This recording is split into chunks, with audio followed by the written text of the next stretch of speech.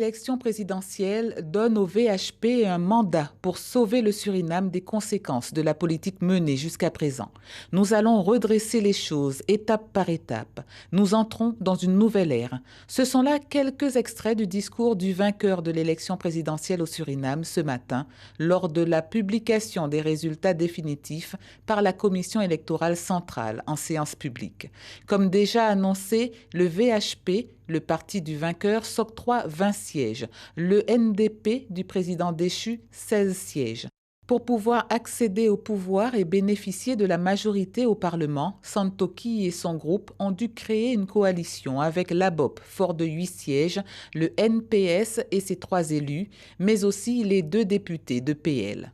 Si les jeux sont faits depuis de longues semaines déjà, la crise sanitaire s'est invitée au cœur de ce scrutin déjà bousculé par les réclamations du président sortant Desi Bouterse. Aujourd'hui, en pleine épidémie de Covid-19, la transition s'amorce. Les dirigeants de la coalition ont rencontré lundi le président Bouterse en place depuis 2010. Une question revient cependant dans les discussions à Paramaribo.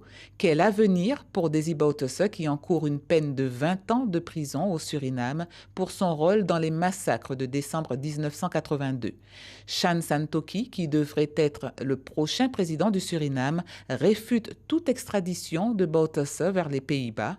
Pour l'heure, alors que la proclamation des résultats a ramené le calme à Paramaribo, les discussions se poursuivent pour former le gouvernement.